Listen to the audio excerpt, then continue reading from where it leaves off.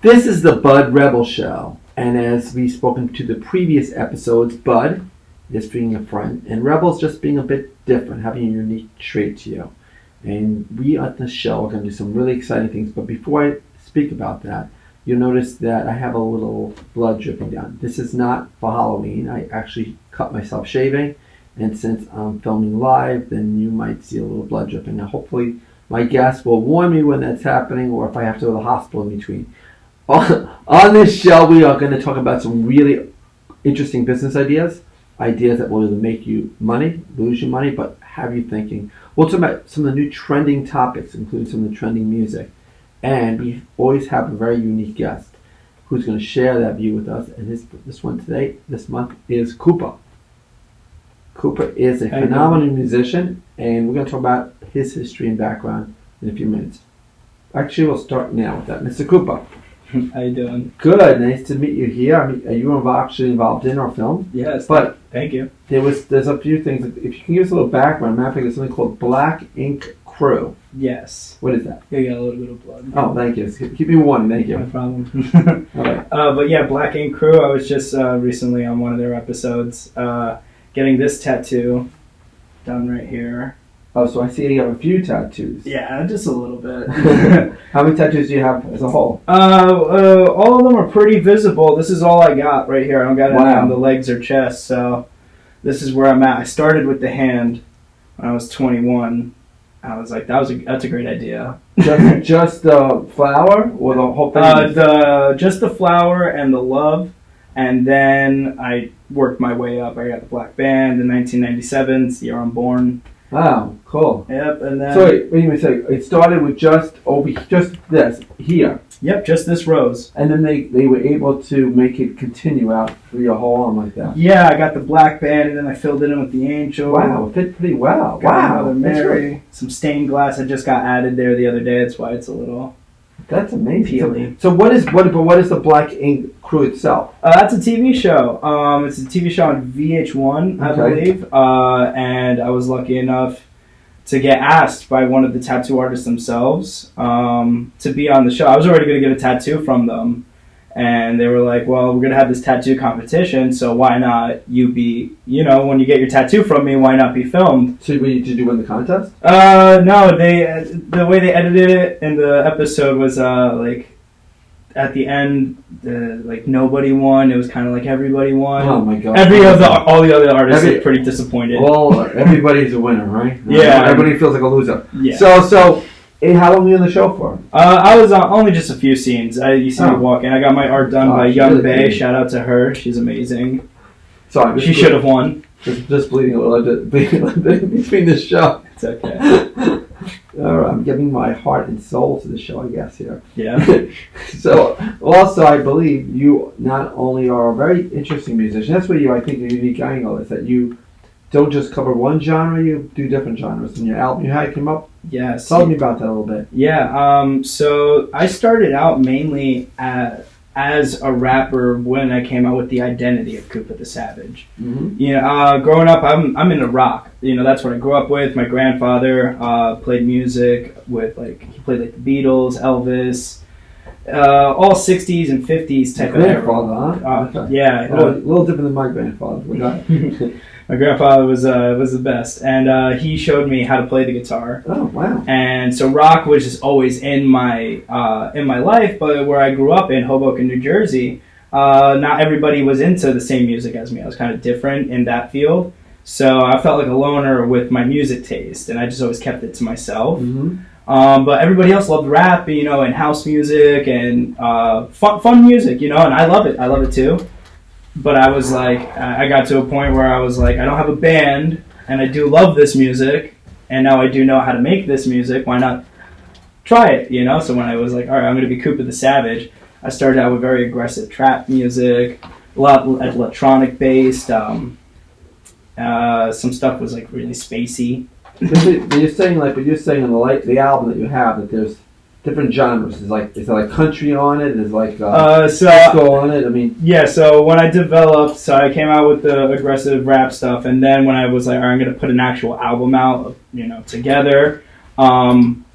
which I would really consider is my debut album, Mikey, Mm-hmm. which is my real name is Mikey. Don't tell anybody. Yeah, right. I know. Don't let them find out. But my album Mikey, which has 11 songs on it, I really went from I'd say like shoegaze to some extent, to trap, to pop rock, to metalcore, Wow. to completely instrumental. And then a lot of it was my own. Everything on the song was me.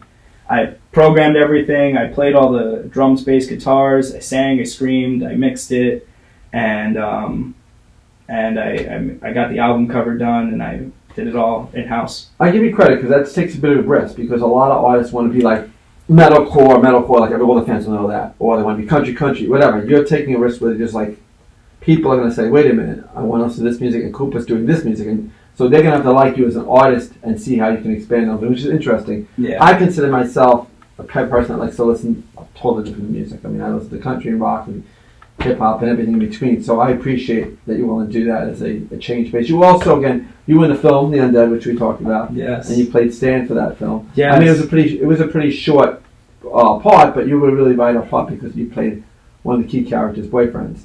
Any interesting stories you have with that? Any thoughts that you want to add about that? Honestly, I want to say thank you. Thank you to everyone who had me involved in it. That was really cool. And when I got there, it was really interesting. I wasn't sure anything about the character too much. You know, like I knew my line. I knew the setting, but I didn't understand. I was like, all right, where am I going with this? And then when I got there and met all the actors and their personalities with their characters, I was like, oh, this is cool. Mm-hmm. And it was right up my alley too, you know, being, you know, like with all the makeup and the fishnets. I was like, okay, like this is perfect. Different world for you. It was a learning experience, honestly. Like when I went there and saw everything be so professional, I was just like, this is great. Like, so Coopuh, you are a musician full time, or do you do other type of work anyways? So thank you for asking. I am an audio engineer. I produce music with other people, freelance. I paint pictures, portraits. Okay, so let me interrupt for a second. You know, I walked out today. This is like unbelievable time of the year. I mean, I don't know, maybe it hit me differently, but fall is unbelievable. I don't know how you can capture that, but you see in your eyes how you can capture that on painting. I don't even know if you can capture it, but if you can do that, I'd love to see you make it because to me, it's something renewal. It just feels so cool. The colors you got outside, it's like incredible. You know, it's like God's gift to us. Just walking every time we walk outside that door, it's just an incredible feel. You know, winter's nice, but it gets too cold too fast. But the weather's just perfect right now, and it's just beautiful to look at. So I challenge you to come out maybe in a month or two with some type of visually image that somehow capture the emotion of fall. I think I should do that, and I would love to take you up on that challenge, honestly. All right, so you heard it here. He's going to take us up on that challenge. Yeah, I'm on camera doing it. Yeah, I got to take up that challenge. No, definitely.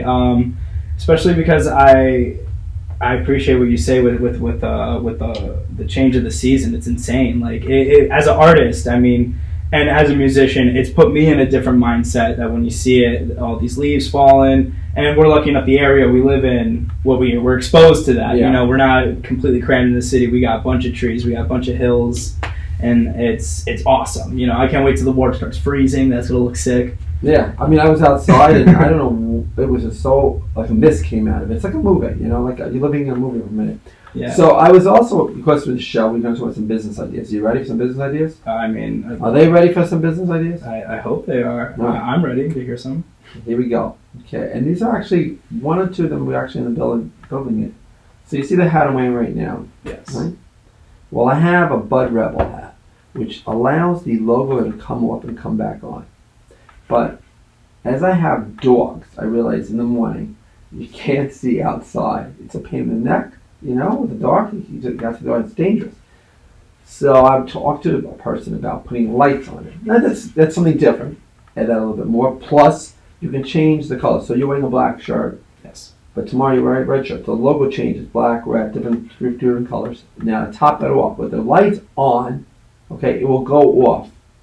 Trying when it goes off like in 40 minutes, half an hour, because you forget sometimes to turn off the lights and then your batteries run out. So it'll only be like a timer on it. Mm-hmm. This way, when you go grab your hat, you have a hat that gives you the light you can see in the darkness, has the fashion look, and the battery won't run out at the same time. This is what we're doing. And the means of developing as I speak right now. I want to see if it gets done, and if it does, hopefully you'll wear any of those hats when you go out and do one of these videos out there. What do you think of that? I think that's awesome. As a dog owner, I understand where you're coming from with that. You know, I have dogs, and I take my dogs out, and they run out. I think that's pretty cool. I'm a style person, you know, so I've never actually even thought of changing a logo on a hat, and that's actually been a deciphering thing with me with my own hats. I'm like, I love this black hat, but the logo on the middle doesn't match the rest of the so the original we have right now has a black, red, and I think blue. But we might change it to add more colors because red's probably, so we might, it might have different things you can change it to,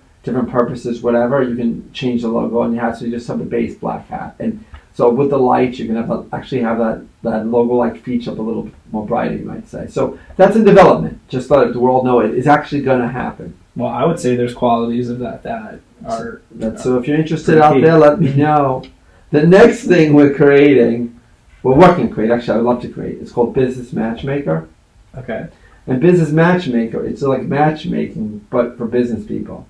A lot of times you work with people that you don't always get along with, you have different ways of thinking, whatever. So Business Matchmaker, what it will do is it will try to match different people together to start a business they want to do, And this way you have the right energy. Maybe somebody's a person who's very detail-oriented, and maybe someone has a big picture. So you put those two together. Or someone's more creative, and someone's more bookkeeper type person. You put them, or whatever. That's cool. Yeah. I'd like to develop that as one of the websites. If anybody's interested, again, those are things that we would like to see made up. I would say put a pin in that idea. That's great. That's a cool one. Yeah. All right, so it's up to them out there if they want to do it.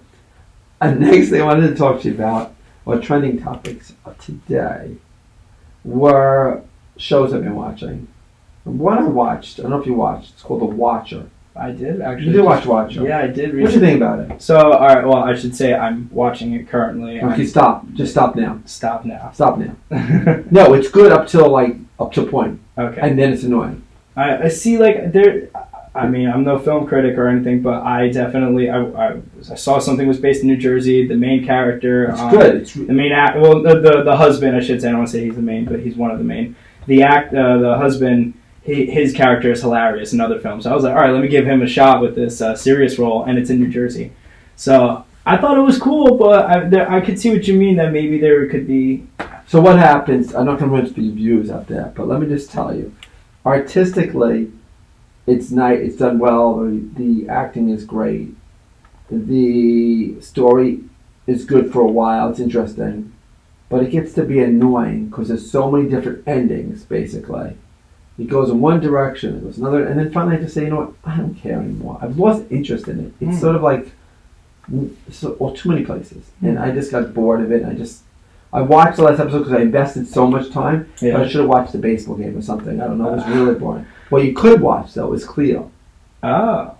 Cleo's interesting. Cleo's like a spy movie. It's like with East German.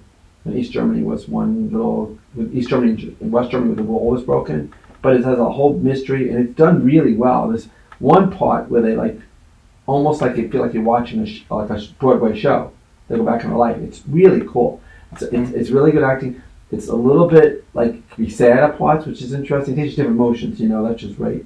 So the times you feel sad for the character, sometimes you feel like you see an action movie, like one of the what's it, Kill Bill? It's like Kill Bill a little bit. Is it? Yeah, there's a little bit of Kill Bill in it. There's a little bit of romance, not too much, a little bit. But so there's different angles on it, which is great, and it keeps you going. It's a really fast-paced show. Cleo is something I would definitely look into. Definitely got to check it out, yeah. One thing I wanted to do is also introduce, you see I'm wearing this shirt here. I don't know, I have one here as well. Sick. It's called a Bud Rebel shirt. I don't know if you can see the logo here. This is a big thing we developed, this logo. So what I found is that people like you or me, well, sometimes you want to be, you want to be a rocker. But the thing is that you sometimes have to have a button-down shirt and dress nice. Yeah. But you don't lose your identity. Yeah. Keep it classy. Keep it classy, but still be yourself. So if you see the logo on this guy, this little alligator here, he's rocking down. Mm-hmm. So and he's an alligator, so he's fancy, but he has a little guitar and space inside. So you can still be yourself and go to the parties and go to things and so forth like that. And that's what we developed that a while ago. I haven't really pushed it out there because I just like want to make sure it comes out the right way. Yeah. Maybe it's this time, but we'll find out if you like it. It's the Bud Rebel shirt. That's Bud a Rebel. dress shirt there. Okay, so I want to talk to you about some upcoming stories that are coming. Halloween's coming up, of course. Yes. That's always a big event. What are you doing for Halloween? You do anything special? I have no idea. I don't know. I have no plans. Maybe there'll be a costume party. Maybe there'll be some shenanigans I'll get into with some pals. But I am. It's the first time there's actually Halloween's back. I think again with the pandemic, and then we had I don't know. We had a lot of weird things going on. I think feel like this is the first year that. In my own personal life, I've had just like around Halloween time. There's always something that came up, or like something that like it kept me from really celebrating. So honestly, like the last time I really celebrated Halloween, like costume and everything with the pals, was probably like 2018. Mm-hmm. I'd say maybe 2019 a little bit, but like yeah. So this year, I don't know. Hopefully, I have a band now, so they. Ooh. Oh, hey. That just song just popped up. Is this your song? Yeah, that's my song. The Savage. By the way, it's called Sunset. Yes. I didn't mean this to happen, but this is interesting. Okay. So, this song here. Tell me a little about this song. Hopefully they won't cut this out. You won't let them cut the song out? No, okay. It's okay. Tell me a little about that song. That is the second to last. I think it's one of the last songs on my album. I believe it's the 11th song, I think, on my album Farmer Boy, and that was the second album I came out with, and that again was something that was all in house. I made it during the pandemic. By the way, I'm sorry, I'm not bleeding anymore, right? It's kind of dried up a little bit. It's probably really gross. I apologize for the gross. With that song though, like I made that beat and then just one day I just made it and didn't think too much into it. Then I was like, all right, I'm gonna go back to crafting my album, because when I made that album I was like, I'm gonna sit down and make it. I was like, all right, I want 13 songs, I'm gonna make 13 songs, and that's how it went. And that song was just something that was just on the side, and then after a month of just listening to what I was working with, my demos wise, that beat just came on, and I was like, I really like this. Like, I really like it. And I incorporated real guitars with it. So, like, I felt attached to it. It wasn't just like I just sat it and just found samples. I did it all, So, I was like, all right. And then one day I did the vocals, and I think they were like one take. Wow. I think it was maybe 2 takes. I think I did like a little line at the end. But pretty much all the lyrics, everything was for that song was that one take. What's the most takes you had in the song, by the way? Anyway? A lot of songs. So it depends the type of song, because like when I did like Is It Obvious, I did a whole bunch of takes. Pretty much my rock songs, I think I take really critically, because with my trap songs or electronic, I rely on auto-tune. Mm-hmm. And not like I rely on it, but I'm comfortable with it. I enjoy it. I like how it sounds. I like singing into it. But when I do other songs where I want to sound more raw, give you my real voice, then I get critical on myself. And then I'm like, all right, let's do another one. Right. I was going to say, usually at this part of the show, I usually talk about music trends. But last time we had a little difficulty because they said there's some copyright issues. Mm. So, Coopuh, I want to do something unique here. I don't think we'll have a copyright issue. I think one of the songs I was thinking about doing, we talked about it previously. Do you mind giving us a little singing version of it, see if people can do it? Honestly, I don't know if I could do that today. I'm not feeling it today. What was the name of the song, though? It was the song "Edging" by Blink-182. "Edging" by Blink-182. We're not going to play the song, and I apologize to the people out there, but this really hurt us into... You really wanted to play it. It's a good song. I did want to play it. I couldn't put it in. They sort of like cut it out. We'll have to worry about it. Maybe they'll bleep it out. Should we do it? What do you think? I think you should. For the powers of YouTube, blink this song out. Blink it right cute. Blink-182. This song is it's just fun. It's just like something that I really enjoyed. And if it gets cut out, just know we at this part of the song, we couldn't put this in the song. But I'll just play a little 2 seconds of it, and hopefully I won't give them a hard time. "Edging" by Blink-182. Are you back to a little back in the head? Where we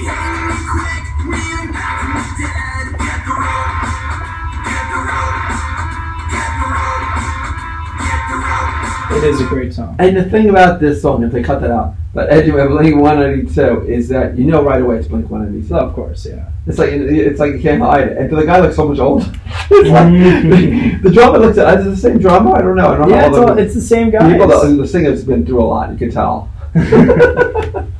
Well, his life is really interesting. Yeah, I think it's awesome. I'm a diehard fan, but I think the world in general has become diehard fans of Blink. So seeing them back together the way that they used to be brings this like wholesome feeling. I think because I think everybody likes new music. Everybody likes not everybody likes change, but we can accept a certain amount of change. But when things go back to how they were, I think at least for this, it felt good, and the music isn't bad. Yeah, I think it's a great song. It doesn't feel old. Yeah, came back with a good one. Coopuh, I'm getting a lot of feedback lately, and I really want the audience to be involved in the show. So, as you should. Thank you. So, first thing I'm going to talk about is people ask me to do a skit. I haven't done skits in a while because I've been focused on the movie. There's 2 skits I'm considering. You out there are going to decide. One is called Serial Killer, and the other one's called Favorite Oreo. That's all I'm giving you. You got to decide which skit you want us to pursue first. The people that vote for Serial Killer or Favorite Oreo, you'll decide what decision is. It's that simple. I also wanted to speak about news stories, as I said before. One of the things going on is the upcoming elections.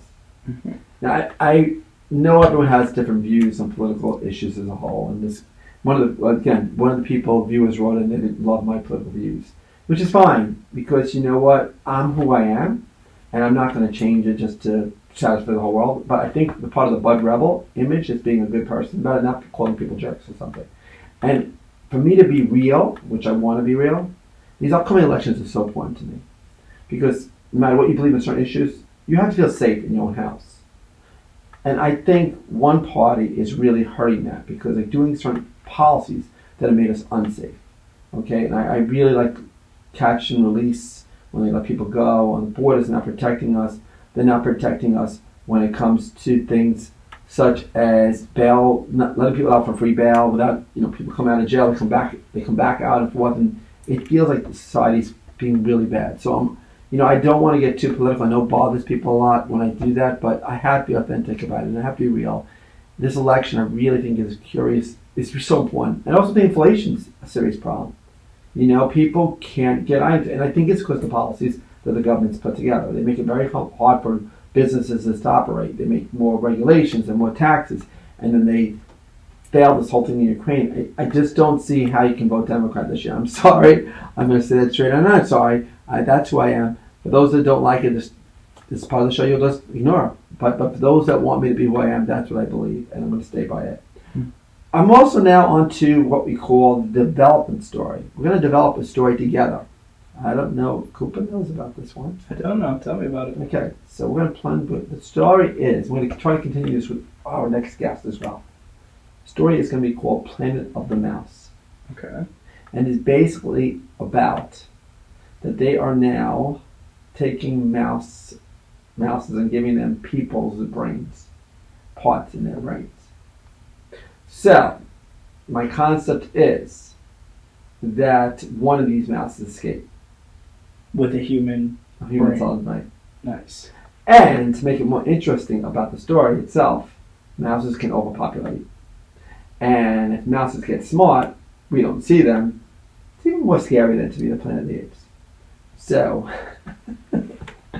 I think it's a very interesting concept. So, I don't know, do you want to do the first line of this story for everybody? The first line of this story, like setting the tone. You can set the tone for everybody here. The next person on the next episode will add the next line. Well, I can do the first line. I don't want to put you on the spot. Give me the first line, and okay. You go. Actually, I haven't planned this at all, everybody. This is just coming from this brain of mine, so it's going to be a little difficult. Here comes one. We developed mouses to deal with all the terrible conditions people have, such as cancer and Parkinson's, to learn how the brains can work. We never planned for one of them to escape. And since the escape, the fear of overpopulation and of dehumanization is evident. Does it make sense? It's fine. That's a coherent sentence. That's the line. That's the second line of this story we're writing, and I'm hoping that we can write that down, and the next guest will fill in. And also, again, all the people that are out there that want to add their own line, it's fine. We'd love to hear what you have to say. Add them in the comments. Add them in please. the comments. So far, you got to decide what skit to pick. You got to decide the next line in the story. We got a lot of work to do. Yes, I'm There's so much potential. A lot of work to do. Tell me a little bit more, by the way, about music. Like, you started out at what age did you start writing music again? I started writing music at like 13, but I first picked up a guitar at 10 years old. 10 years old? Yes. And at 10 years old, you say, I'm going to be this big rock star? I'd say like 12 years old. At 12 years old. At 10, I was still like, I want to be a dirt bike rider, and I want to drive trucks on fire, you're 12 years old. I mean, how has it gone? Is it gone as good as you expected? Letdowns and things what is like the weirdest experience in this whole thing, the thing you didn't expect? Oh, well, I think the one thing that I would say, which is like, it's only because I'm proud that I could say, is that like if 13-year-old me or 12-year-old me saw me currently on a stage and was like, who's this person? I think I would have thought I was really cool. Oh. So that makes me feel really good. That's great. I feel like oh, that's cool. That's what piques my interest. Maybe I feel like my younger self would have really been like, that guy looks cool, and now that that's, I don't know. Would you play in front of large audiences? It's grown over the years. It really has. So I started writing music when I was 13, and then that was all just by myself. That was in the house, my acoustic guitar, and then I had met. I was given a teacher in high school, my English teacher, and she was like the first person to say. Well, she was like the first person to say, hey, play, in front of this crowd. Because I told her I had wrote some songs and some poetry. It was an English class. And she was like, oh, well, wouldn't it be a great idea if you came and performed at this big event? And I was like 16 at the time. So I was like, okay, cool. So I went on stage, and it's on YouTube. It is. You can find it. From, your first performance. My very first live performance. Is it on the Coopuh? No, it's in Hoboken High School. Juniors, seniors, book reading, and I think it was the year 2014. Hopefully someone will find it. But yeah, I wrote an original song. Are you still proud of it? I think it was cute. I think it's cute. When you went on stage the first time, was it really scary? I had a little bit of butterflies. What's good is like I had a little bit of pre-game, I guess I should say, because I was a mascot for my high school. Oh. And I made that decision because I wanted to be a musician. Mascot? I was a bird. Big red bird. We were the Hoboken Red Wings. Yeah, still are. Yeah. And I was a giant red bird. And that's cool being a mascot. You do have to be really, you can, I guess, but you can it was great. I was on the cheerleading team. It was great. I saw all my buddies getting tackled on the field. I'm like, that looks terrible. And but it's hot in that outfit, right? It's winter time. Oh yeah, it gets winter. Yeah. It gets cold in Jersey, so all the cheerleaders are shivering, and I'm in a giant red bird suit. And as a person, you can just go up to all the cheerleaders and give them a hug. I mean, it's nothing offensive. Like they can't say, "Oh my gosh, you're harassing me." Birds can't harass people. Really. It was a great time though. I think everybody had fun. It was really cool. All the girls would always, I don't know, they had me.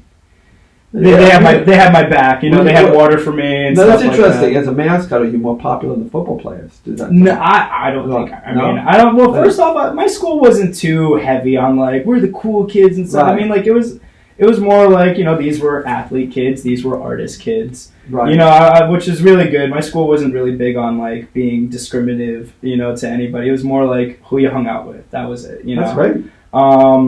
So you're at least from my perspective, right? And so you're performing. You said you're like 16 years old, and you finally hit. And now, but I mean, is it like in terms of financial resources? Is this something you can actually do? I know there's a lot of artists that are trying to make. If you want to make this a living, you have to do other stuff, right? It's not being a rock star nowadays. It's much harder. When I was growing up, they sold albums, big albums that people would sell, and that's what they buy but now it's like the song's almost free. You can get them, so you can't make that way. I guess you sell merchandise a little bit. It's a very difficult business. Yeah, you have to market yourself as a whole. You have to have you have to just be in front of everybody, But it all depends on how you want to go about your career too. Some people have different ways. People have taken off with putting more or less effort, And I think that was what inspired me though to keep going, because when I was a kid, all my teachers told me to give it up. Like the same teacher that told me to play that show, that was all nice and stuff, but I want to say a couple months later, she told me, give up the dreams of wanting to be a rock star. That is not a career, Michael. She was like, that is not a career. Like that? She said, yes. You with that voice? Give it up, yes, give it up, Michael. I was like, cool. And then my did that inspire you? Yeah, because then also my counselor, she had to give me an index card, and she was like, she said to me, what do you want to be? Write it on this index card. I said, okay. I wrote down, I want to be a rock star, and I put all spiky letters and exclamation points and broken hearts on it. And she called me into her office a few days later, and she was like, Michael, I was going over everyone's career choices, and I just want to say that this, and she puts it in front of me, she goes, this is not a career. I was like, it's not. And she was like, no, it's not. And now that I'm older and stuff, even if being a rock star didn't work out, being on stage and performing to thousands of people, that doesn't work out, which is totally fine if it doesn't. And if it doesn't, you could still be a guitar tech. You could still work in the studio. You can still have an endless amount of jobs in the industry of music and creating art. Right. And be financially stable. No, it may not be your ideal thing, but being a lighting person, being on the sound stage, being a tech, being in the studio while a great song is being made.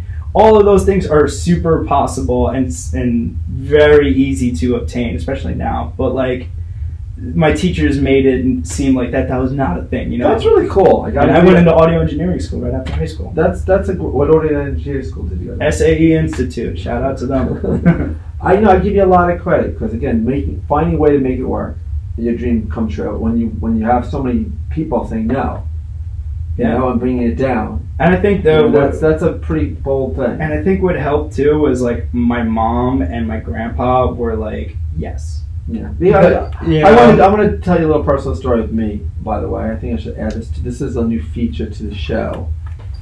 And so when I was, all my life, I wrote scripts. It's like one therapy almost. You write these things just in your head. You have a story you want to tell us. You make it a script. And it's easy for some reason, it's easier than a book. And I just write these things and just put them aside and do nothing with it, because I'm a practical business person and practical aspect. 40 years old, I took a 2-day film class by a guy named Jeff Simmons that taught at UCLA and NYU, just 2 days. And he said to us, you're never going to make money in this business. And but he told me all the little aspects. And from that class, I just said, you know what, I'm going to make a film. I'm just going to do it. I don't know, I'm just going to do it. 2 days of film class. And I just did it. I made this film, my first film, which I'm really proud of, all screwed up. And it was originally it was going to be a horror film, but you hire the right people and you trust people and you work it out. And now we have this other movie down. So what you said is true, because I wasn't as let's say, I didn't, when people said I shouldn't do it, I sort of let things go. I didn't tell people, because it was always, I was in a family where making money was so important to make a little independent, and it's sort of cool that you went in this artistic direction and knew that you had a way to make it happen. It's great. I give you a lot of credit, and it's a little scary, I'm sure. Oh yeah, I'm sure it's scary, but you have this now. You have a stable audio engineering position. You can do this music work as well. That's a great story. I appreciate sharing that. Yeah, I'm also definitely trying to get more into acting, and you helped with that too. Yeah. So your own career helped another person's career. You understand that? That's really cool. No, I appreciate that, because sometimes I was just mentioning, life is pretty short, and if we can help each other by doing and make money at the same time, we're not hopefully make money, we'll all do something, and we get everybody, when you do a film, it's like a family, it's a community, and everybody builds up that community. It's like a tree, so hopefully one branch helps another branch, and the branch just grows. So that's one of the reasons I'm bringing a lot of the people on to the show here, because I want to see those branches go in different directions Yeah, as well. and that's what I loved about the film. And I mean, being there and seeing it, like that was my eye opener. You know, I'd seen other things go down, and the other stuff that I'd seen it went up. You know, like when I started acting, it was, you know, like someone who just I found online, and then it got into, you know, being recommended for stuff. And it always went up, like with the amount of crew being there, with the amount of gear. And when I got to you guys, it was just it was really cool. It was so like, this is what I love. You get what I mean? In the music world, it's so competitive, and it is competitive in the film world. But like, you need a lot of people together to get what you're doing. You know, with music, I told you I did 2 albums completely by myself. At a point where it's like, I want, you know, can someone come in and say, hey, you know, I can't get, you know, like, not everyone's opinion is right, but you know what I'm talking about, that creative involvement. And that is so cool. Yeah, well, I think one of the things is also, which is an interesting take, is as an artist, sometimes the person that says to you, I really like that, means more than any of the money. I remember going to an art gallery and the person said to me, you just saying that you like that meant so much to me. Because it is a feeling that something that you develop and create and someone else appreciates it. And it's such a great feeling to do that, you know? Yeah. One of the things I want to do when I'm done with the work that I'm doing now, as in the building material business, is I want to open up a restaurant. And everyone says millions of restaurants out there. But this concept that I want to do is going to focus on 3 things. One, I want to have fake meat, different dishes. So we'll have like chicken parmesan, not made with chicken, and steak without steak, and all the dishes, so everybody can go to the same restaurant. If you're kosher, you can go there because there's no meat, the biggest thing. If you're a vegetarian, you can go there because there's no meat. You know, so everyone go to the same restaurant, and hopefully the goal is that it tastes good. That's number one. And everyone go. Then we'd have dairy substitute type items. If you like dairy, maybe it'll be kosher. All different foods, so everyone can go to the same restaurant. And the second thing that I have is drinks. I think drinks is where you make money. So we make all these different types of specialty drinks, and we have regular liquor drinks, and we have fun drinks, and we have a whole thing. And the third thing in the restaurant, we'd have a little taste oven. It'd be like small little cookies, really small ones. So you don't feel guilty. You got little basic. I think each one of those would be controlled by different people in charge. And in the middle of the whole restaurant, we things like what you did. We'd have like either bands. We'd either have to do the show, Blood Rebel show. We'd have like entertainment. So when you come, you're not just enjoying the food. You're also enjoying a show. Yeah. I mean, I'm curious on what is the meat substitute? Yeah, well, is you know, like a vegan type of? No, I mean, yeah, it would be like that, but it's more like I fell in love with Impossible Burgers. Okay. I mean, to me, it's like eating a burger. I was so happy when Burger King. That was one of the first videos when Burger King came out with that fake burger. It was like unbelievable. Mm-hmm. Now, I mean, I eat kosher meat, so that just like I'm in the whole world. I can't eat my Arby's. Like, just gave into kosher meat, so it's been like I love Arby's. So if someone can make a fake roast beef sandwich, that'd be great. So that was something that I really think that if we can develop more foods like that, it'd be really everyone can go to the restaurant. Yeah, you know. Well, I understand. Yeah, I understand. And one of the problems also, I think, is meat staying fresh and meat. You know, the whole process when rare, it's easier when it's not. Yeah, yeah. So I think it's the way to go in the future. People love salads and stuff, so I think it might be something that could fly high. And I'd like to test out the waters, with a good chef to see what else can be made. Yeah. And I think the drinks is good. I just also think the idea of like going to a place, and I'm thinking like these little malls that like they're not doing well, the real estate market's bad. That's where entertainment could be in the middle. Like all we could do with a gong show. We just like have a lot of fun, people entertaining, people talking about things, having debates, so forth in one location. So that is something I want to develop. So anybody out there is interested in that concept, I'm giving this away to you. Let's do it together. Mm-hmm. Hopefully in a year or two I'll have a chance to do this, just so you know. Would you like as an artist, I don't know, where do you normally play? I play at venues, do you play like restaurants, like type things? Do they have that basically, bar restaurants, or not really, just bars more? No, not anymore. I used to when I first started. Now it's more like venues that are just, for acts. There's a bar there usually. Right, bar/venues though is pretty much there. I haven't made it to like theaters yet, which is the goal. Right. I'm trying to be. But you're in the venue. How many people can fit in a venue? I mean, it depends. Like the last one I did in Brooklyn was a 600 people capacity, and that was at $3 bill. Great venue, great staff. And then I just the other day the show we were supposed to play at a bar didn't go through location wise. And mind you, I didn't have anything with setting it up. Someone was just like, "Hey, you want to play this gig?" I'm like, "Sure." And then the guy puts in the group chat, he's like, "Oh, this show is just, it's not." He's like, we're finding a new location right now. Is everyone still down to perform if we get a new location? And we're like, I mean, I guess it's still a few days. Like, let's see. And he got a boxing gym. So just the other day, I played in a boxing gym ring. That's pretty cool. Where was that? Where was that? This was in Union City. Like, how many fit in that? I mean, I think there was probably like 50 people there. It's a cool idea, like music and boxing together. Yeah, it was a boxing match, and then there'll be like the rock music afterwards. It was cool. It was a cool vibe. Can you imagine this? So you start out, and if there was a boxing match, it'd be pretty gross to play the blood on the floor. So you have the music, then the boxing match, then the music, then. Yeah, I thought it was cool. We couldn't play too loud, so our set got cut short. But either way, I think we still it was a good show, and it was still cool aesthetically. Like the pictures look great. You got a Marshall amp and a drum set inside of a boxing. You should like had fights in between, like argue with. I know. I should have punched my bass player in the face. Like, you should. This is really funny. Really great. Well, Coopuh, what's your next thing? What's going to be happening in your life, and how can people follow you if they want to get the music and what you're doing and all that stuff? Okay, well, you can follow me on Instagram at Coopuh the Savage. You can find me on Twitter, TikTok, YouTube, everywhere at Coopuh the Savage. You can find me on my website, www.coopuhthesavage.com. You're not that much of a savage. You're a nice guy. Sorry, I don't know your reputation. And you can email me at coopuhthesavage@coopuhthesavage.com. Great. And that will give you a list of when the next show is. What do you have a show coming up that we? I have a show November 3rd in Long Island. I'm going to be performing at Shaker's Pub. It's my second time there. It's going to be a really cool spot. I'm going to be headlining, and I'm going to be it's going to be a bunch of newer musicians out there. I think it's really cool.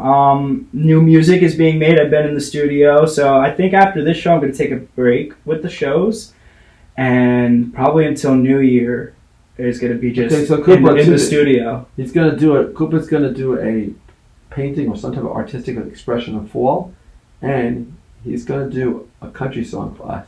A country song. He wants to show the rest of it. That's going to do for that. Oh, you want a country song? You and my grandmother both want me to make a country song. I wanted to say that in this world, sometimes we feel we don't make a difference. That we're just like, insignificant, and nothing's further from the truth. This parsha in the Bible talks about Noah and how one person actually saved the world.